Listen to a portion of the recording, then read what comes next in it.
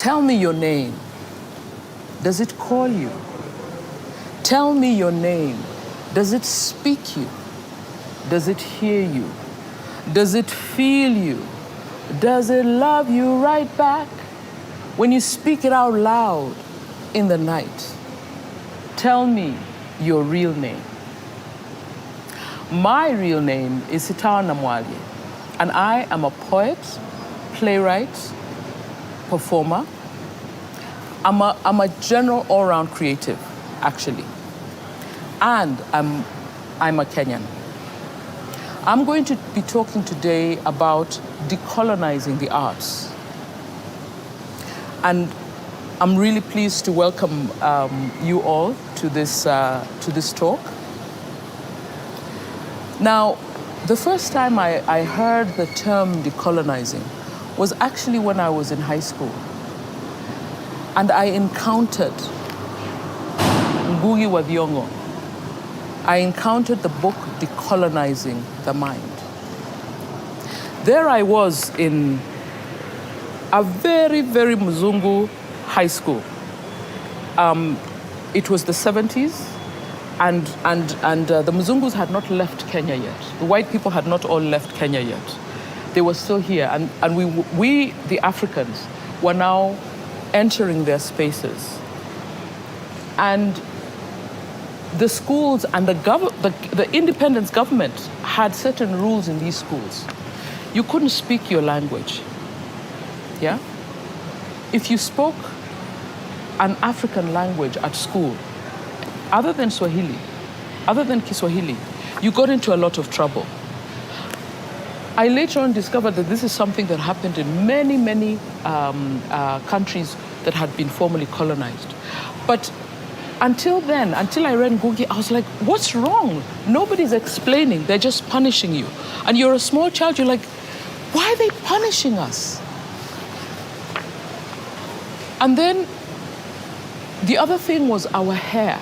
The things that are normal, the way it grew out of our heads, the natural, hair that we had was always a problem. We had to either cut it short or you had to braid it. They had rules about what to do with our hair, but they did not have rules about what to do with the Mzungu or the Mwindi hair. So we were being targeted. And again, nobody's explaining. You go home, you're just told, yeah, you have to follow rules, right? You can't ask anybody, you can't ask your teachers. You're just sitting there alone in your confusion, wondering, what is going on? And then I read Ngugi wa Thiong'o and I couldn't believe it. It all fell in place. Because he explained that these were colonial rules that had been carried over by the independence government without any explanation to those who are now being afflicted. And we're wondering, but why are they allowing those ones to do whatever they want, to speak whatever language? They never had a rule about speaking German or Italian. It was our languages that they had rules about, yeah? And this book was so important because it meant, it took me from a place where I was in turmoil and confusion. I was like, oh, that's what's happening. It's our colonial hangover, as we came to call it, that is continuing. So the book was called Decolonizing the Mind, Ngugi wa Thiong'o's book. And what does it mean? What does decolonizing the mind mean, right? Because it's something that, many, many years later, many decades later, in this century, in the 21st century, we're now really talking about it. We're really doing something about it. And many African countries, like Kenya, are 50-something, close to 60 years after independence. Why are we talking about it now? Only now? Well, let's look at some definitions. So I found this definition: decolonizing the mind means to deconstruct the thoughts, the preferences, and the values derived from the colonial way of thinking. And this is a process that inevitably leads to even more fundamental questions, right? So it's something that, and it's decolonizing our lives, it's decolonizing our language. Our eyes, the way we see the world, has been so impacted by our colonial heritage, the way we see ourselves, right? And then an additional part of the decolonizing definition, okay? So decolonization was once viewed as the formal process of simply handing over the instrument of government. So we got our independence on December 12, 1963, and the Union Jack, the flag of the British, went down at midnight, and then the Kenyan flag went up, and we were like, voila, we are now free. But our minds had been captured, yeah? And it is now recognized that this is a long-term process involving bureaucratic, cultural, and linguistic and psychological divesting of colonial power, right? So we know it's a long-term process. It is still continuing, yeah? What does the colonized mind look like, right? So I really wanted to first of all think about what does the colonized mind look like? For us, what do you think? I'm going to ask you guys, what do you think? What do we look like in terms of the colonized mind? Since we've acknowledged it's an ongoing process, meaning that all four of us here, sitting here, are still colonized. We still have this mindset. So Marvin, what does it look like for you? In my view, the colonized mind is a mind that, first of all, doesn't have a sense of identity. Okay. It has already lost its initial God-given, perhaps if I'm allowed to say, identity, right? And decided to take on a different identity for whatever reason, both good and bad, right? The colonized mind doesn't think along the borders or within the boundaries or using the laws that come naturally to its immediate environment, but instead chooses to focus on the laws outside that given environment and move along in that same way.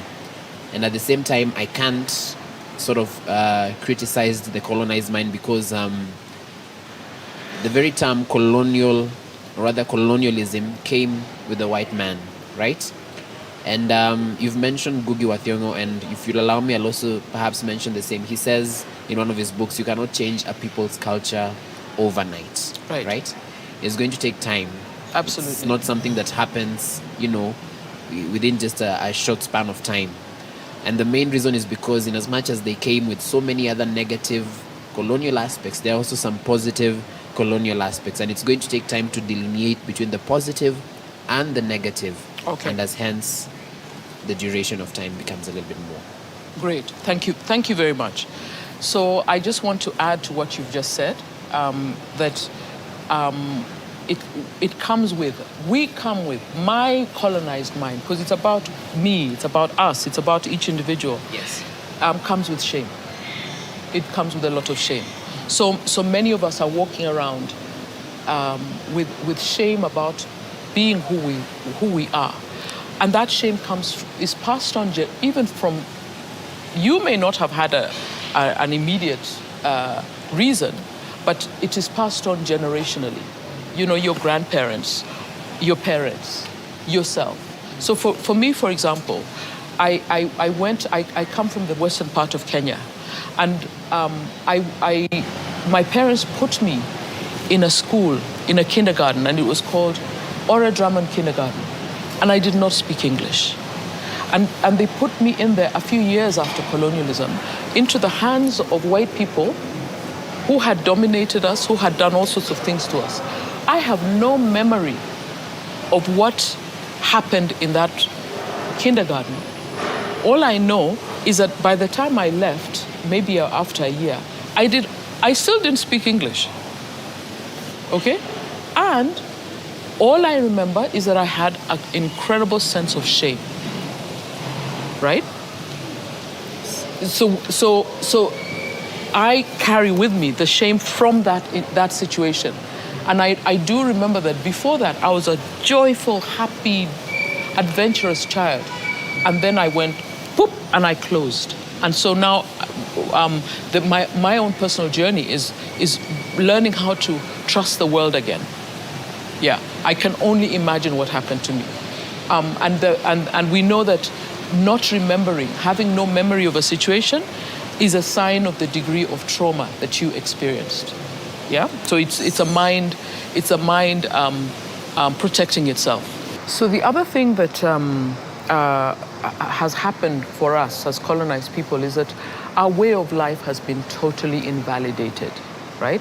So if you look at education, if you travel around this country, you will find little children who, a 3-year-old, a 4-year-old, they're carrying a djembe, they can basically they're farming, right? So they've had duties as with their families, and those duties are helping them learn how to farm, and they're capable. Their cognitive development is so high.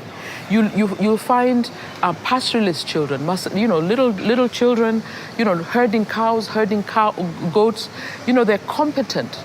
They've learned all sorts of things.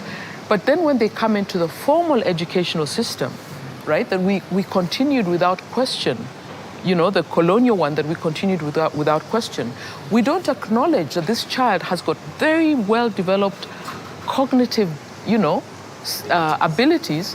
We're like, ignore that, and then we start saying A, B, C, D, you don't know, And imagine if I have a dream that we will begin with understanding what the cognitive development of our traditional educational systems have already created, and then build on that. It would be extraordinary. Who would we become if we had that? Another thing is the product of that is that we literally have the inability to see and to acknowledge ourselves, like in this world, right now. So if you look at, and here I'm talking about, remember I'm talking about being an artist, whether you're a painter, whether you are a writer, whether you're a playwright, whether you're a poet, right? Many of us begin by, copying Beyonce, right? So we'll copy some Western person who we think will validate us, right? And then later on, we'll begin to realize, no, but Beyonce is already Beyonce. I can't become better than her. I can only, if I go back to who I am, nobody can beat me, right? But that process of not acknowledging and seeing our environment, is part of the colonial experience, right? In terms of even how we dress, in terms of how we walk, in terms of how we hold our bodies, right? It's literally all over us. So our creativity becomes hugely compromised, right? And so we end up creating bad art, right? And then eventually, we begin to create wonderful art. You've seen Sauti Sol, for example, who really create from their roots, from our roots. And we are all excited about it. So whenever we see somebody doing an authentic thing, we actually recognize it and we're like, wow, So it speaks to us. As I talk about decolonizing, it is clear that the first step is to decolonize yourself. Yes. You cannot decolonize anything unless you yourself undertake the journey of decolonizing. And I assert that many of you are like me. When I was a child, we would be taught history, for example, and we'd be taught some Zungu discovered this, and so discovered Mount Kenya, and some British guy discovered Lake Victoria, and you see it's even called Lake Victoria, and I'd be sitting in class going, because I'm a child and the teacher is very authoritative, and I'm sitting there and the question I want to ask is, excuse me, teacher, what were my people doing when these people were claiming that they're walking around discovering? Were they walking, or did my people walk around with their eyes closed? And if I accept, teacher, if I accept what you're saying, do you understand that right now as I sit in this seat, I invalidate myself? And where do I go then?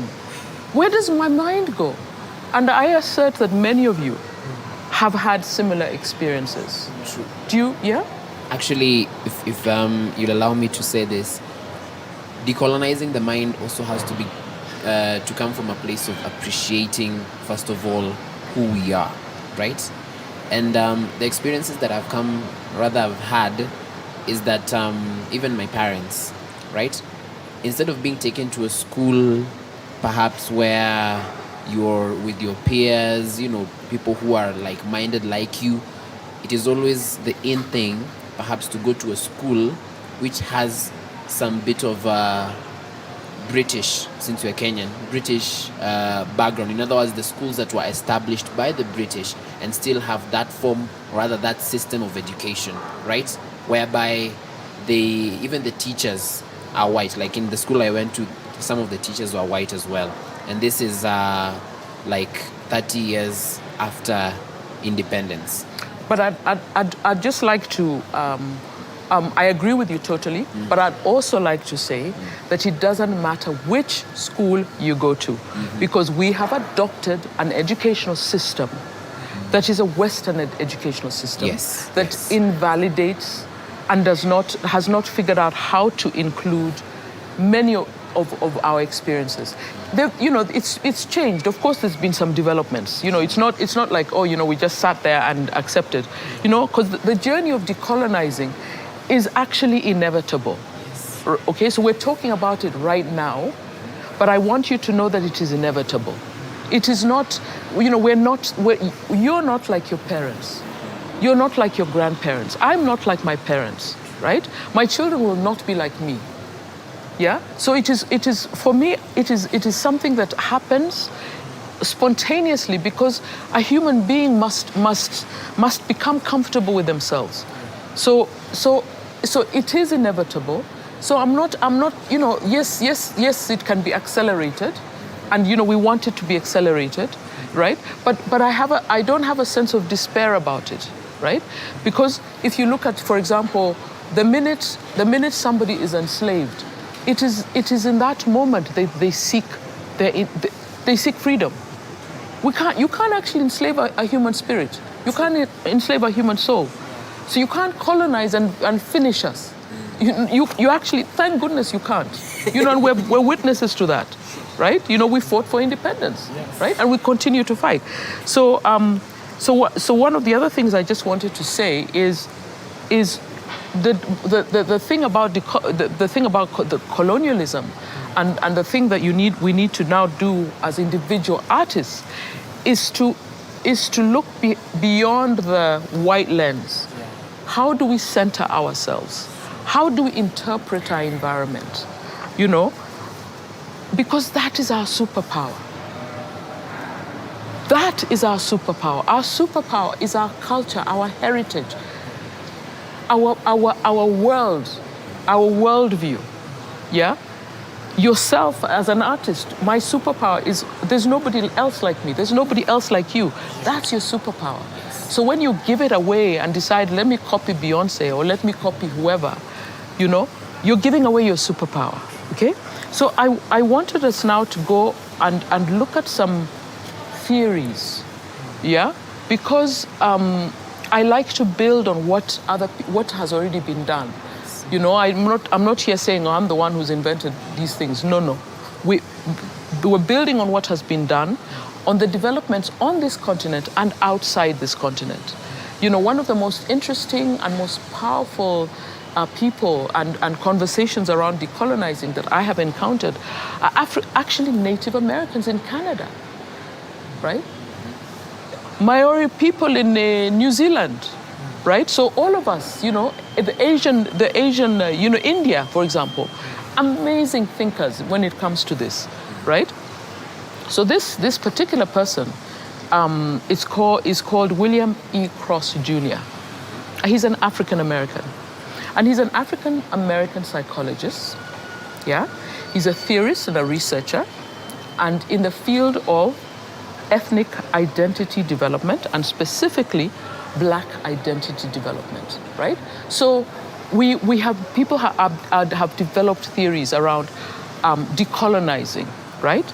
And this particular one is called negrescence, right? It's a theory called negrescence, yeah? And what negrescence is basically, he's come up with the stages of development in the process of becoming Black. So when you start off as a child, or as, you're not even as a child, some people start off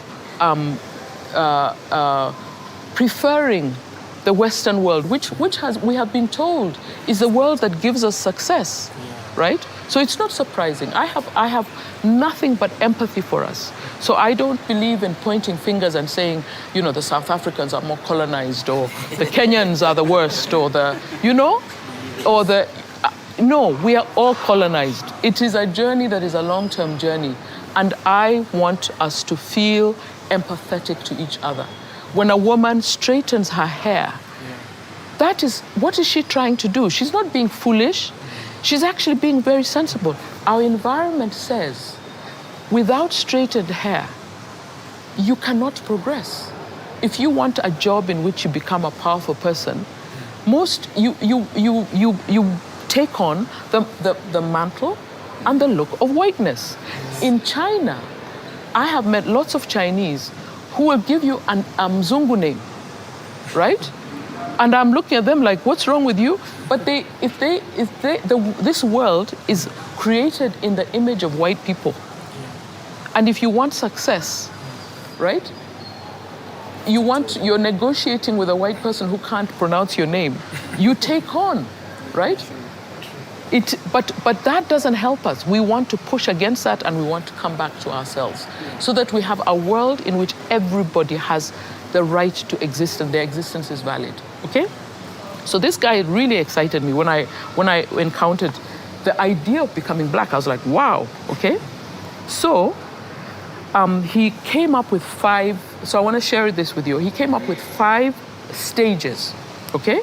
So the first stage he calls pre-encounter stage, yeah? Which depicts the identity to be changed. And which is, in which a person is, imagine somebody who's like, doesn't believe that, a Black person who wants to associate themselves only with white people. They don't even like fellow Black people. They've taken on all the stereotypes. You're primitive, Black people are primitive, or Black people are this, or they're not intelligent. They're all those things that the world has said, in my view, said so that they can take away our resources, because they've taken away our minds, right? There's a black people who believe that. That's a first stage, right? And then he talks about, so they've internalized the negative about themselves and about their community. Then he talks about the second stage, right? So the person then who has internalized can change, because you begin somewhere and you change, right?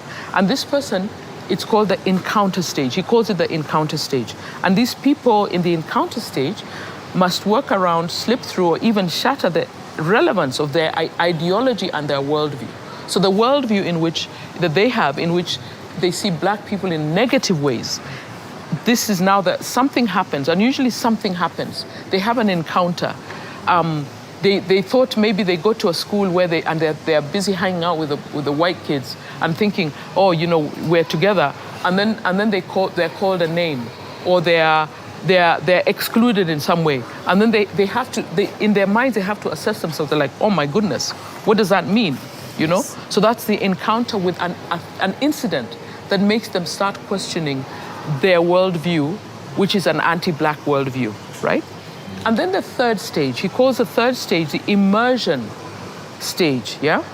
In the immersion stage, addresses the most sensational aspect of Black identity development. And during this stage, Black people begin to shed now shedding, right? So the encounter stage, they're shocked, and they're now shedding their old worldview, and they begin to construct something new, a new frame of reference. They start going, actually, hold on, I don't believe those things anymore.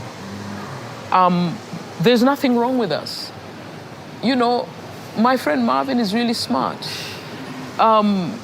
You know, Steve is really, you know, so they start questioning, right? But it's the immersion stage, the person hasn't really committed yet. You know, so maybe they go back and forth and they're still doubtful, right? The fourth stage is the internalization stage, yeah? And the internalization stage encompasses a transition period where one is working through the challenges and problems of a new identity. So you began to construct a new identity. You've committed, right? You begin to construct a new identity, right? I'm sure that I went through my immersion stage when I'm in my internalization stage when I changed my name. So now I'm Sitawa Namwalie, right? So you very often you will change your name because you're like, but why do I have that name? You know, the names that your traditional names have so much meaning. You know, my Sitawa, for example, is the name of my grandmother, who is my father's mother, and then it's also the name of my great-grandmother on my mother's side.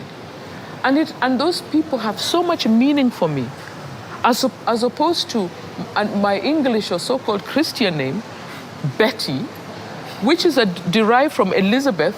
I didn't know that I was called Elizabeth until I was 10 years old. I was like, I've got no relationship with that name, like none, okay? And then so indicators of your shift will be that you begin to question your name. You may change it, or you begin to think about how am I dressing. You begin to question, you know, your world, right? And as you begin, and you also begin to create a new identity,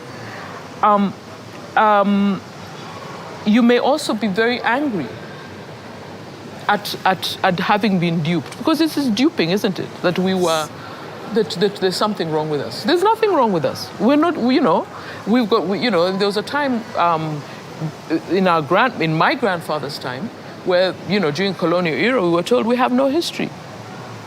It's not true. None of us here would believe that. And so the African historians were historians who learnt and taught Western white history. That was a historian, right? So then the fifth stage is the now commitment stage, internalization commitment stage, which focuses on the long-term interests of Black affairs over an extended amount of time. Right? So I believe that I'm in the internalization stage because I'm really interested in, not just for myself, but for this continent.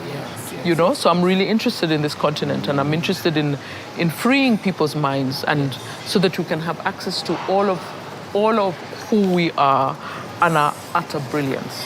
I think I'm in the third stage because even as you're talking, I'm thinking about changing my name now from Marvin and just remaining with the two African names that I have, Kibicho Mundia. You know, that is such a beautiful Kibicho Mundia. That is such a beautiful name. Those are beautiful names. Yes, and even as you've said, those are the names that actually have more meaning for me. Exactly. As opposed to Marvin, which was just, you know, it's like, you know, obtained out of the air.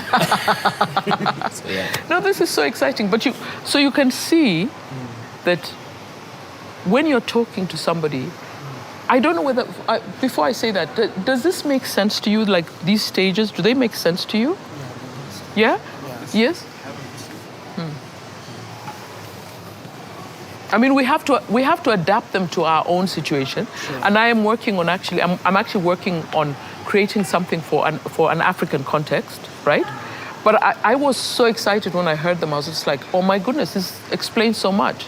Yeah. My question will be looking at the stages that you've just explained to us and looking at the very different ways that Africans or Kenyans would look at issues that affect the surrounding.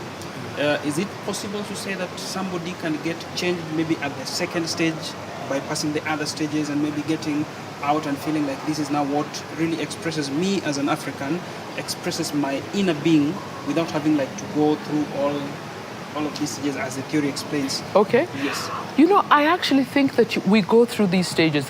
What this guy has done, is he's sat down and created a theory from the experiences of people around him. So he didn't create this theory from outer space. He looked at his people, observed them, because he's a psychologist, and then, you know, used science to actually, you know, develop these stages, right? And I know that other people have used this and these theories, and it's probably been expanded by now, yeah? So I think the length of time that you stay in one stage, I think can be different. But I actually think, you know, it made sense to me because I understood the stages I went through. I was like, oh my goodness, it's giving me a structure for the processes I've gone through as a person. Yeah? It also helps me understand why I shouldn't argue with some people, because somebody may be at the first stage and I'm at stage 5, right? And so we're actually not communicating. Yeah? So if you're an engineer, you know, the example of an engineer, if you are in year 1 of engineering and somebody has been working as an engineer on big projects for 30 years, you can't say that you're the same. You have to go through the stages, Cindy. You can't leapfrog and go from year 1 to year 30. Yeah?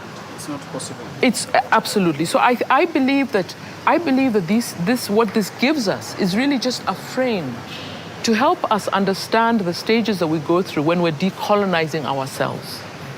Yeah? And then I think, again, one thing that we have set as a way of confirmation to the environment, and the environment here being the infringed environment where it is understanding from another culture, like now the Western culture, is what now creates the environment. Yes. Now bringing an understanding of us not conforming to the environment that has been created for us, and living within our own environment as Africans, appreciating ourselves as Africans, and really looking forward to getting to immerse ourselves into what really defines us as Africans, is a thing that is way out, but slowly it's coming in, looking at whatever is happening here. Okay, so I'm going to challenge you on that, Steve. I'm actually going to say it's actually not way out. You see, once you start your process of decolonizing, the same thing you've been looking at, this pen, I now can see it in a totally different way.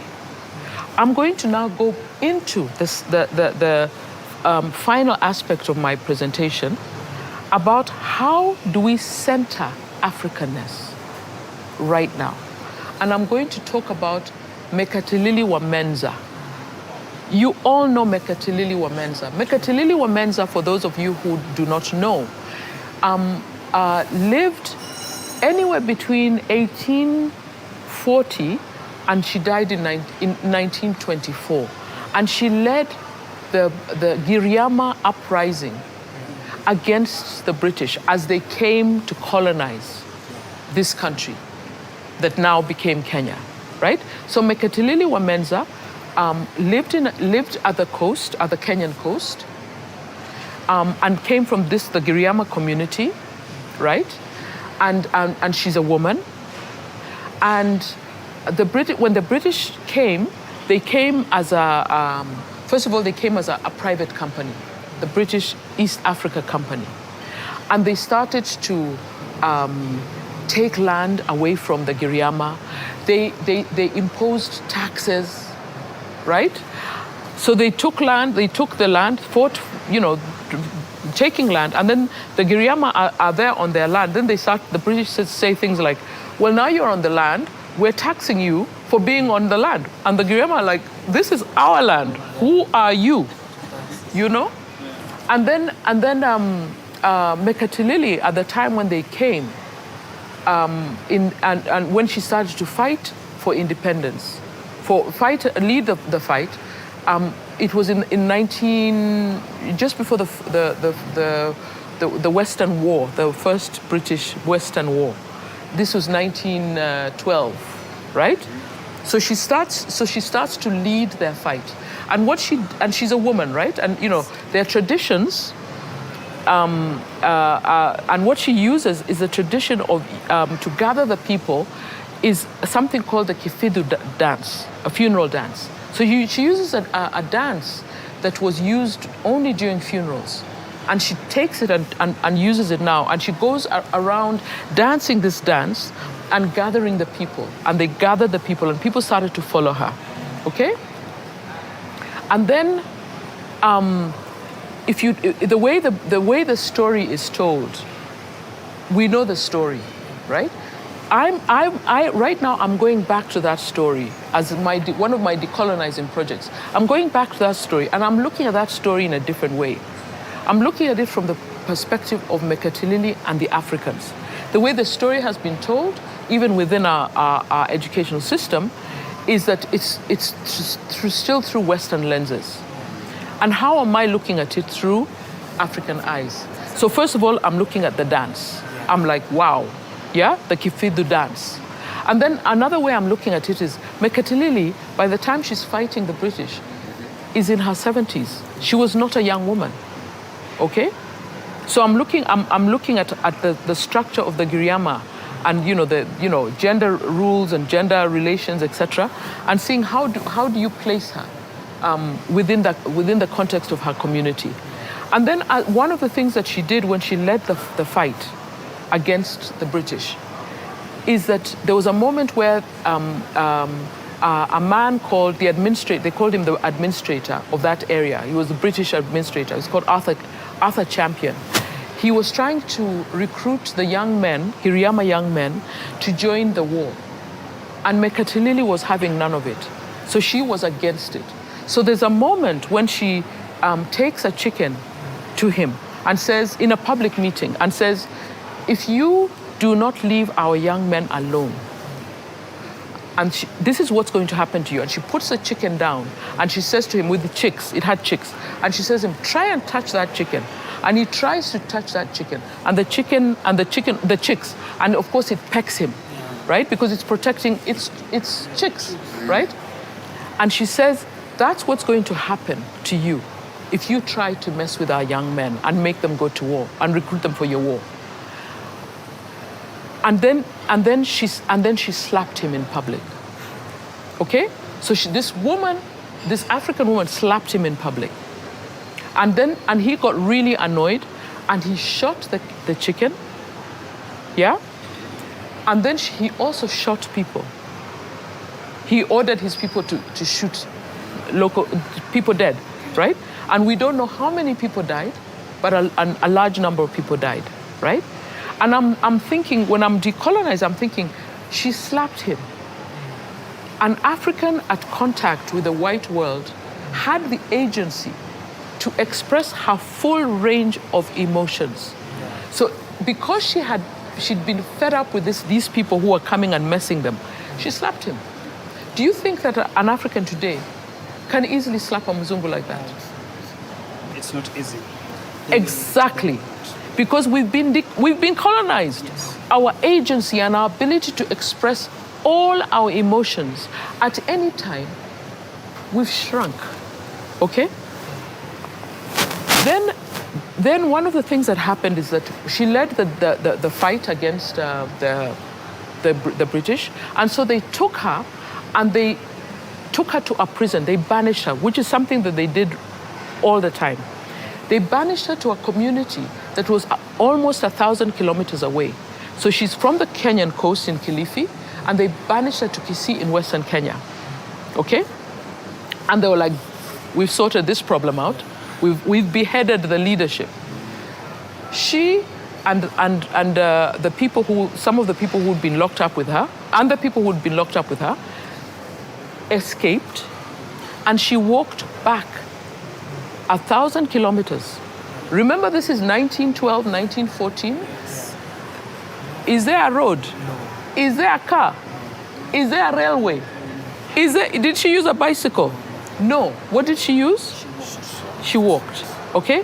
When she came back, she found that the people were still fighting, and then they even increased their fighting when she arrived, right? The British were so shocked about how she walked and how she escaped that they branded her a witch. And they used to do that to delegitimize somebody, invalidate somebody, okay? As I'm working on this project, I realized the walking bit. I was like, oh, I had bought into, oh my goodness, how mysterious. How did she walk back, right? So I was caught up in that. And then as I continued to work, I remembered my grandfather. I come from Western Kenya. My grandfather would walk 20 kilometers one way to the shopping center and back as we arrived in our car. And we used to be like, oh, how are you walking?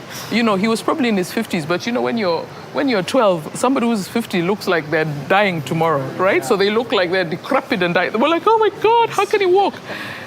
I calmed down, I realized, but we always walk. Right now, don't we have pastoralists, communities that are walking all over the place? What did they use? The stars. They used the stars to navigate. Mekatilili being at the coast, being a person from a community that used the ocean to fish and etc. and to travel, they've got excellent knowledge of the stars. We had excellent knowledge of our environment. We knew what the sun was doing. We knew what when you're traveling from Nairobi to Mombasa, for example, you see the change in the ecology. You know, you reach a place where there's huge baobabs. You reach places where there's dry savanna, right? And if you're not westernized like the rest, like we are, you know, that is something that you've learned to pay attention to. That's where your education lies, right? So I was like, oh my goodness, you see how simple it is? But I had to decolonize myself to start to understand. But right now, every morning, if you go to Kangemi, you will see at 5 a.m. people walking to industrial area. It's 18.4 kilometers one way and walking back, right? And in the history of humanity, this particular period when we're using cars and aeroplanes and going to the moon is actually very short. Yeah, the majority of the human race has relied on walking. Yeah. How do you decolonize an African who has been born in this culture of the white man, and he knows that this is the only way he can survive?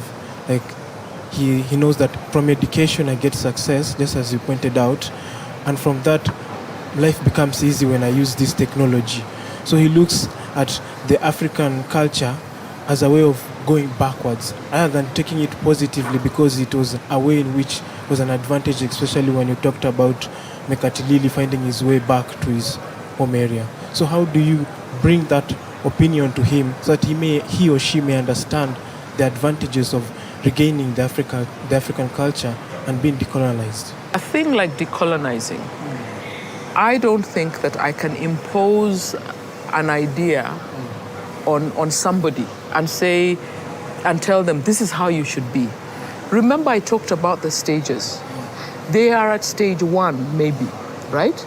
And it is up to them to go through a personal journey or not. They may live and die at stage 1, right? And so it isn't my job. It isn't your job. It is each individual's job to decolonize themselves, right? And when I'm talking about decolonizing, it doesn't mean that we're not going to take advantage of the maendeleo in the world, the developments of the world. So I'm not telling you that you go back to, living in a grass thatched hut. No. Or you dare not use a computer or a mobile phone. We are part, what decolonizing is saying is I am part and parcel of this world. I belong here, right? No, I am not an accident. I am not invalid, right? I can then take whatever it is that I want, and other people who are not like me can also accept me as I am, right? Wouldn't it be a beautiful world if I remember seeing an image of one of those UN meetings when people from the South Pacific came wearing utterly traditional clothes, and they were very naked, you know? Just various parts of their bodies were covered. And they're sitting, and I was like, wow, imagine if each one of us just saw each other for the content of what we have to bring, not at you, oh, you're not wearing a suit, you're not speaking Mzungu enough, sijui what. Personally, I think it's a waste of time. And we're blocking the resources the resources in all their magnificence that this world and these people, different people can bring to the table. Yeah? So I'm really glad you asked that question. I think that really can end this conversation very well. I think this is, and I really would like to thank you. And I'm really excited to have done this. Yeah. Thank you very much. Yeah.